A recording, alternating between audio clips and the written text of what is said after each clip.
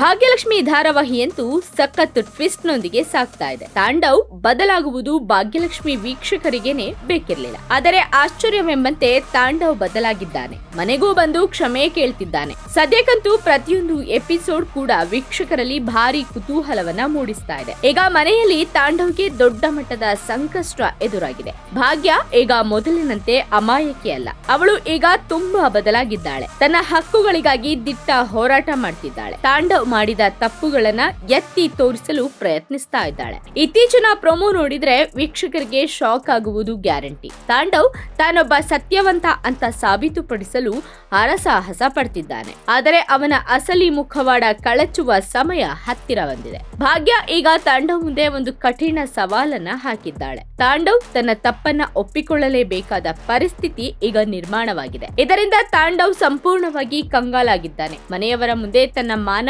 ಉಳಿಸಿಕೊಳ್ಳಲು ಅವನು ಹೊಸ ನಾಟಕವನ್ನ ಶುರು ಮಾಡಿದ್ದಾನೆ.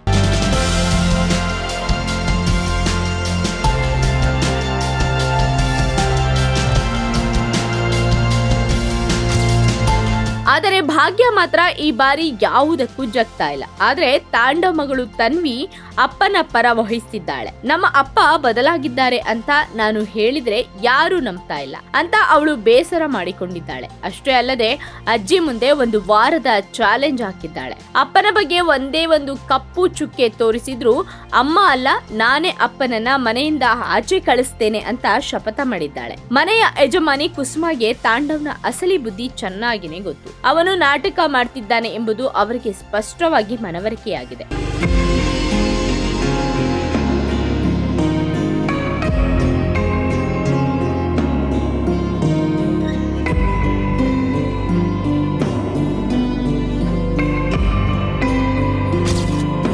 ಇವತ್ತು ಇಲ್ಲ ನಾಳೆ ಇವನ ಬಂಡವಾಳ ಗೊತ್ತಾಗಿ ಆಗುತ್ತೆ ಅಂತ ಕುಸುಮ ಗುಡುಗಿದ್ದಾರೆ. ತಾಂಡವ್ನ ರೆಡ್ ಹ್ಯಾಂಡ್ ಆಗಿ ಹಿಡಿಯಲು ಕುಸುಮ ಮತ್ತು ಭಾಗ್ಯ ಈಗ ಒಂದಾಗಿದ್ದಾರೆ. ಸೋಷಿಯಲ್ ಮೀಡಿಯಾದಲ್ಲಿ ಈಗ ಭಾಗ್ಯಲಕ್ಷ್ಮಿ ಧಾರಾವಾಹಿ ಬಗ್ಗೆ ದೊಡ್ಡ ಚರ್ಚೆ ನಡೀತಾ ಇದೆ. ತಾಂಡವ್ ನಿಜವಾಗಿಯೂ ಬದಲಾಗ್ತಾನ ಅಥವಾ ಮತ್ತೆ ಹೊಸ ಸಂಚು ರೂಪಿಸ್ತಾನ ಎನ್ನುವುದು ಎಲ್ಲರ ಪ್ರಶ್ನೆಯಾಗಿದೆ. ತಾಂಡವ್ ಈ ಹೊಸ ಚಾಲೆಂಜ್ ನಲ್ಲಿ ಸೋಲ್ತಾನ ಅಥವಾ ಗೆಲ್ಲುತ್ತಾನ ಎಂದು ನೋಡಲು ಅಭಿಮಾನಿಗಳು ಕಾತುರದಿಂದ ಕಾಯ್ತಿದ್ದಾರೆ. ಅಂದಹಾಗೆ ತಾಂಡವ್ ಸದಾ ಇನ್ನೊಬ್ಬರ ಮೇಲೆ ಗೂಬೆ ಕೂರಿಸುವ ಗುಣ ಹೊಂದಿದ್ದಾನೆ. ತಾನು ಮಾಡಿದ ತಪ್ಪನ್ನ ಒಪ್ಪಿಕೊಳ್ಳುವ ಗುಣ ಅವನಲ್ಲಿ ಮೊದಲಿನಿಂದಲೂ ಇಲ್ಲ. ಆದರೆ ಈ ಬಾರಿ ಭಾಗ್ಯ ಅವನಿಗೆ ಸರಿಯಾದ ಪಾಠ ಕಲಿಸಲು ನಿರ್ಧರಿಸಿದ್ದಾಳೆ. ತಾಂಡವ್ ಮನೆಯಿಂದ ಹೊರಗೆ ಹೋಗ್ತಾನ ಅಥವಾ ಕ್ಷಮೆ ಕೇಳಿ ಮನೆಯಲ್ಲಿ ಉಳಿಯುತ್ತಾನ ಎನ್ನುವುದೇ ಸದ್ಯದ ದೊಡ್ಡ ಕುತೂಹಲ.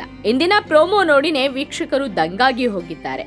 ಇವತ್ತಿನ ಪ್ರೋಮೋಗೆ ಜನ ಹಾಕುತ್ತಿರುವ ಕಮೆಂಟ್ ನೋಡಿದ್ರೆ ಸೀರಿಯಲ್ನ ಯಾರು ಸೀರಿಯಲ್ ತರ ನೋಡ್ತಿಲ್ಲ, ಅಕ್ಕಪಕ್ಕದ ಕಥೆಯಂತೆ ನೋಡ್ತಿದ್ದಾರೆ ಅನ್ನೋದು ಅರ್ಥವಾಗ್ತಾ ಇದೆ.